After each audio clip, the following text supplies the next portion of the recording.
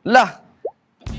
Bata pa lang ako, tonto na ako kasi si Papa yung pinaka naging influence ko pagdating sa music. Hindi, mahihain ako eh kasi kanta ako ng Grenade ni Bruno Mars na tapos iba-iba yung lyrics. Kasi ganyan for... So at that time, parang workout to. Hindi ko alam, nahihiya nga ako eh. Oo, kasama ko si Bini Joanna. Bini Joanna, work tayo soon. Kung paano ba talaga manligaw. Diba? Ganito, gusto mo sample? Single. Single, double, double. Chocolate! Lights off! Ay, sorry. Hi, Philippine Star. I'm Serenade Migo. And Tonton in Bagets the Musical. And this is my journey on the rise.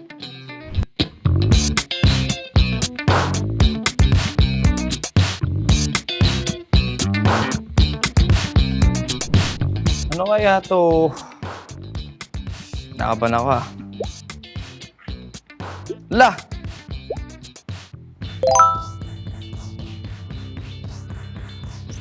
Hindi ko na matandaan tong picture na to. Pero ito yung kasama ko ito yung kuya ko, ito yung ate ko. Na-crop lang. Etong time na to, hindi ko pa alam na meron akong 3 ate na mas older sa akin. So, sila yung first family. And kami yung second family.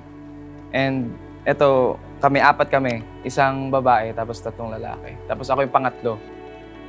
Yung panganay lalaki, yung pangalawa babae. Tapos ako, tapos yung bunso namin na sa Cavite pinanganak. Ito, nung time na to, nakatira at, di ko na alam kung saan kami nakatira nito, parang sa Molino ata. Molino, Cavite. Sa Bacoor. And yung bahay namin nun, kahoy lang. Tapos, pero maganda yung bahay na yun, para siyang, toy house, parang ganun. Tapos, yung tabi namin, tambakan ng mga basura yun eh. So, pag tanghali or hapon, pumupunta doon yung mga kuya ko, tapos ate ko. Kumukuha sila ng mga kung ano-ano doon. Tapos dadali nila sa bahay para may mga laruan kami, gano'n. Ayun, may garden kami doon na si Papa kasi nag-gardening siya before, landscape. Tapos, ang business niya noon is nagbebenta siya ng mga halaman, ganyan. Tapos yung mom ko naman, sa sa floors, mga ganito, mga tiles. Nag-aahente siya. Yung mga ate ko, nasa ibang bansa kasi sila eh, London. Okay naman kami nung mga sa first family, mga ate ko na yun. Etong mga kapatid ko rito, goods din kami kasi dati siguro nung bata, normal yung nag-aaway kami. Nagsusuntukan pa kami ng mga... Yung kuya ko, madalas ko kaaway yun. Nanood nga sila last time ng Bagets. So, tuwan-tuwa sila dun sa role ko kasi nagulat sila na, wow, ang ganda ng role mo ha. Kasi ang galing mo, tuwan-tuwa sila. Bata pa lang ako, tonto na ako kasi. Lagi ako napapalo kasi sobrang kulit ko. As in, kapag kasama ko yung tatay ko, hindi naman kami ganun kayamin, wala naman kami masyadong pera. Pero pag kasama ko, papa ko, lumalabas kami. Pa, bili mo ko niyan, bili mo ko ganito. Pero hindi ako binibilan kasi syempre wala naman kami pera.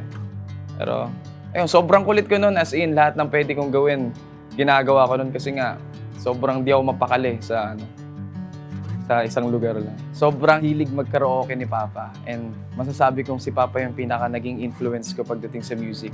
Bibili siya ng CD. Dati parang mga DVD, CD lang ata. Tapos ilalagay mo, isasapak mo lang doon. Tapos pipili ka na ng mga songs doon. Tapos, ayun, makikisabay lang ako. Ang unang-unang song na natutunan ko noon, time na yun, Narda. Tila Ibon. Yun yung first song na una-una. Pero at that time, pinape-perform ka na ba? Pag sa family gathering, ikaw yung talagang kakanta? Hindi, mahihain ako eh. Kasi hindi pa ako sure sa talent ko that time eh. Parang yung unang-unang performance ko noon, grade 6 ata ako. Tapos may mga ibang school na nanood. Alam ko, manta ako ng Grenade ni Bruno Mars na tapos iba-iba yung lyrics. Hindi ko alam kung ano yung kinakanta kasi English eh. Kasi ganyan for... Parang kung ano-ano lang pinagsasabi ko noong time na yun. Mention na yung buhay na at that time is sakto lang.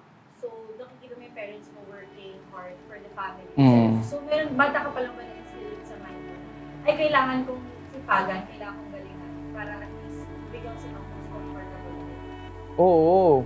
Weird nga eh. Parang sa amin kasi magkakapatid, parang nagulat yung mga magulang ko. Ako yung parang mas kuya mag-isip.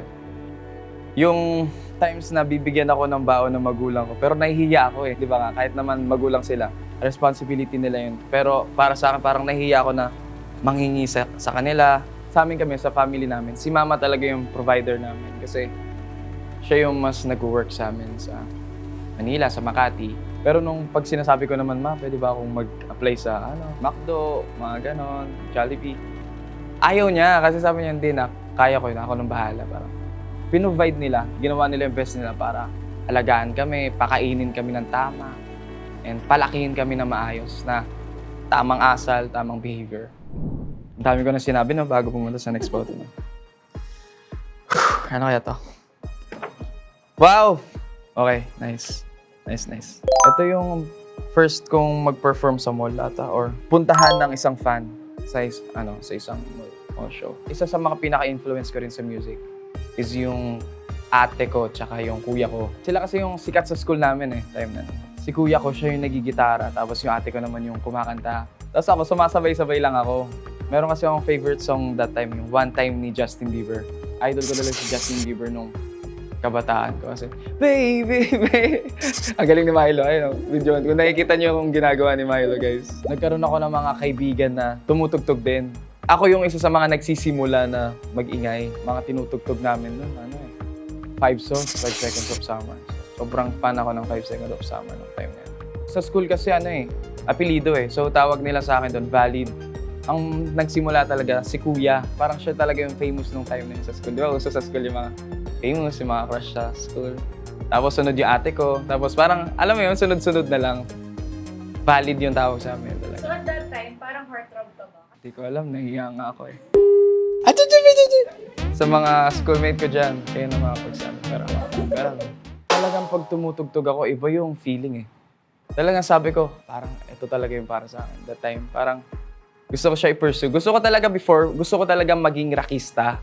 As in talaga maging rockista before. Yung parents mo at that time, supportive sila sa inyo? Si papa ko, siya yung talagang ganun na parang, syempre, gets naman namin na gusto niya yung kakabuti namin. Pero yung mama ko all throughout, simula bata pa lang, sobrang supportive na mama ko. Never ako nakarinig kay mama na, hindi, wag. Pinatunayan ko naman kay mama na, sa kanila na, may patutunguhan naman. Like, malayo pa, pero unti-unti, di ba, papunta tayo doon. So, ang dami kasi nangyari nung pandemic Sa totoo lang, pinili ko pong mag-stop nung time na yun. Kasi,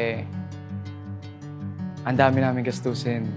And yung kuya ko, nagkaroon siya ng tumor sa may spine niya. Walang ibang mag-aalaga kay kuya kundi kami-kami. And naawa ko sa magulang ko kasi si mama ko, siya lang yung talaga nagpo-provide for us So, ayoko na muna dumagdag kahit na gustong ko mag-aral. Pero sabi ko, feel ko ito rin yung time na kailangan ko mag-reset kasi pandemic. Ako yung isa sa mga talaga nag-alaga kay kuya that time.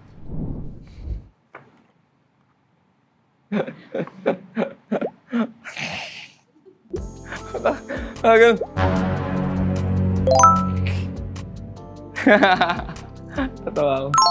Penduko days. Actually, nung nag-sign ako sa Viva 2019, before pandemic pa yon. Tapos pagka-sign ko, biglang nag-pandemic. Sabi ko, okay, ayos Ako yung lumapit.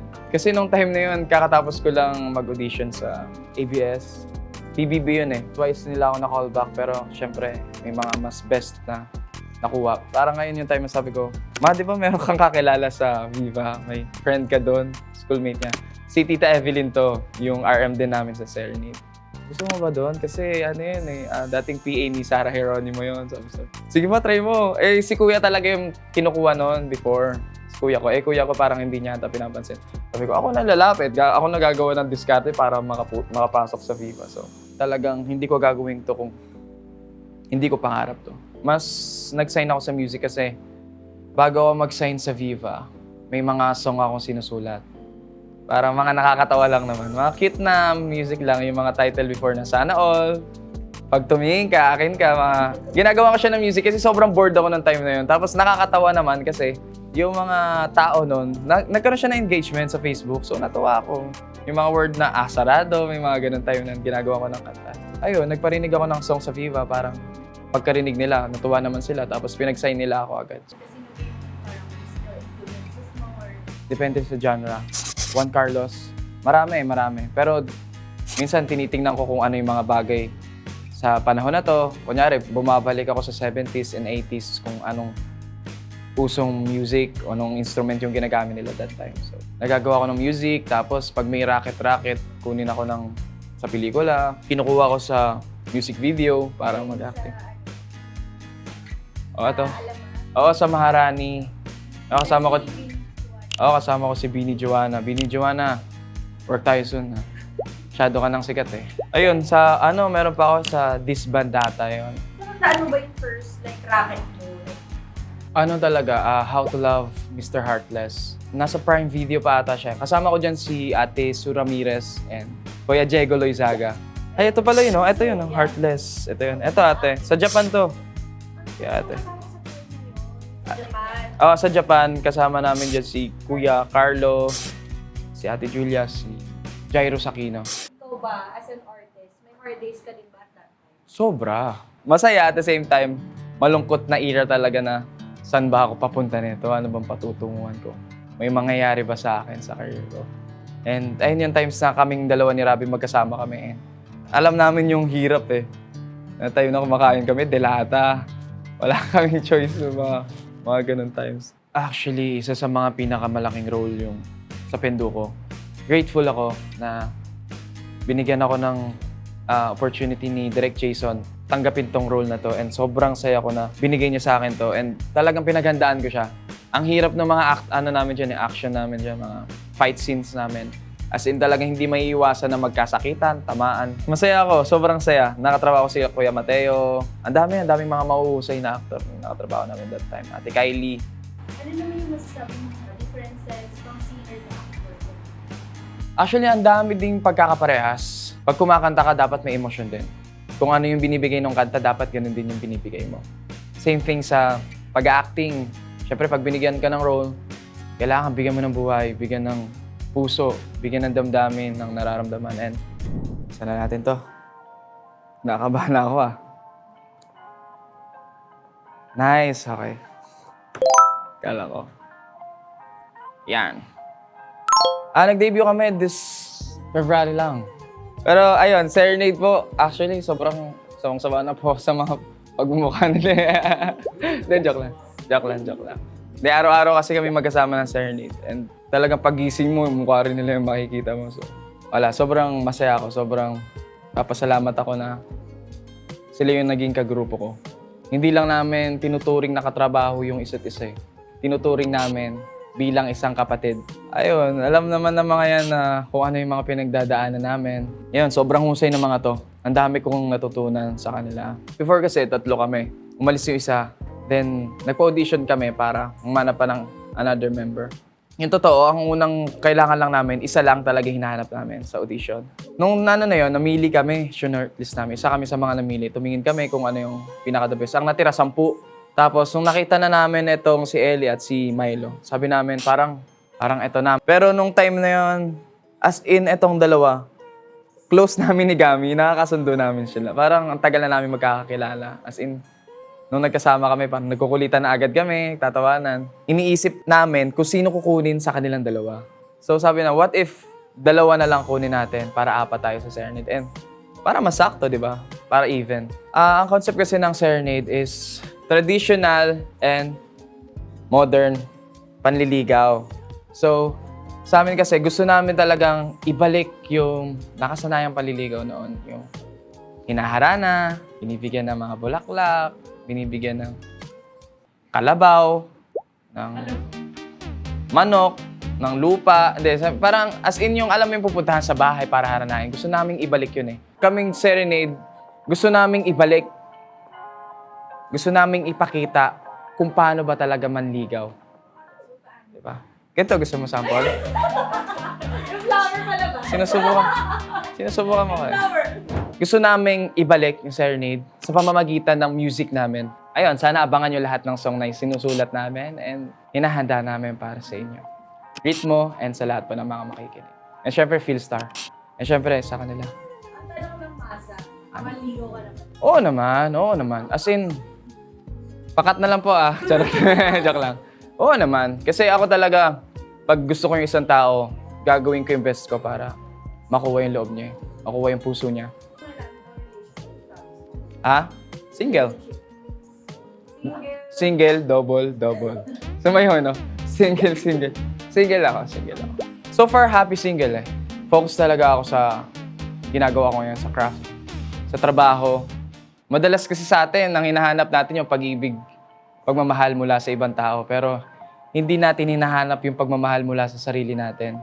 Hindi natin sinisimulan. So, matutunan mo munang mahalin yung sarili mo kasi doon magsisimula lahat. Kapag natutunan mong mahalin yung sarili mo, diyan lalapit yung mga magmamahal sa'yo. Ganun lang yan.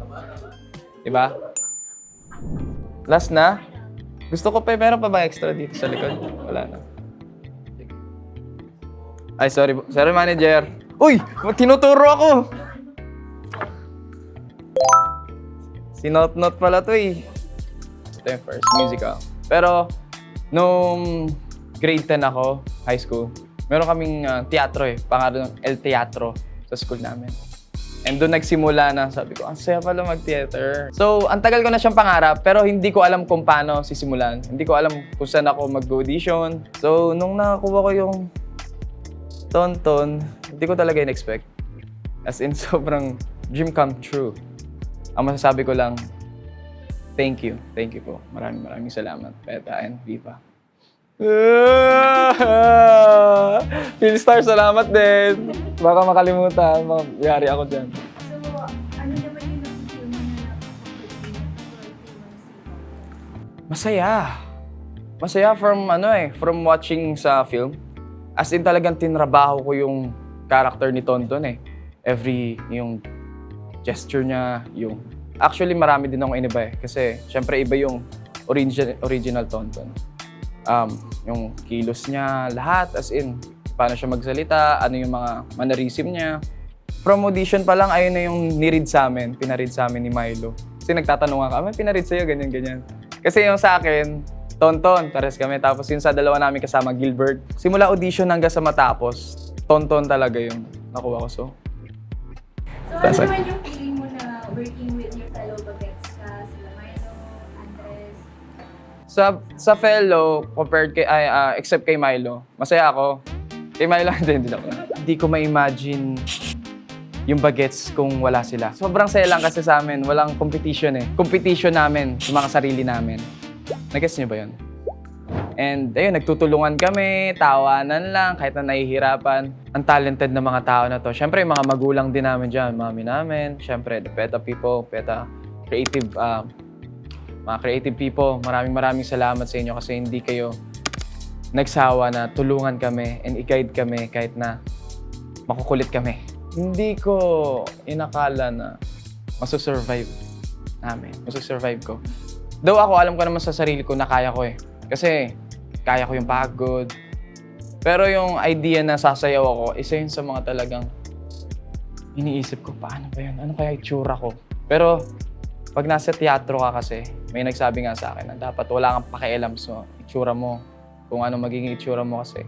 Doon masisira ang lahat eh. Sobrang grateful ako na PETA ang kasama namin at nag-guide sa amin sa musical na to. Unang magkakasama namin ng bagets, sobrang gulo namin. As in, sobrang ingay namin na parang yung PETA. Nagulat sila kasi ganun kami kaingay, sobrang gulo namin na parang ang bilis namin maging comfortable sa isa't isa. Ay, ito, yung show, isa to sa mga hindi ko talaga malilimutan. Yung show namin with Mama Kakay to eh. Talaga, natanggalan siya ng palda. Hindi ko talaga makalimutan yun. Isa yun sa mga best memories ko nun. Kasi ang daming error nung araw na yun sa buong show. Pero yung error na yun, imbis na makasira, isa siya naging dahilan bakit sobrang ganda ng show nung araw na yun. And hindi ko na-expect na pwede pala mangyari yun, na kahit hindi perfect yung show, pwede pa rin siya maging maganda. Okay, for the final question. Chocolate! Lights off! Ay, sorry. What's next for Vivo? Next, looking forward some more projects. Viva. Magpa-focus sa Serenade, more songs, album, concerts. Ayun, gusto ko lang sabihin sa inyo na sa lahat ng yun, hindi ko kayo ipapahiya.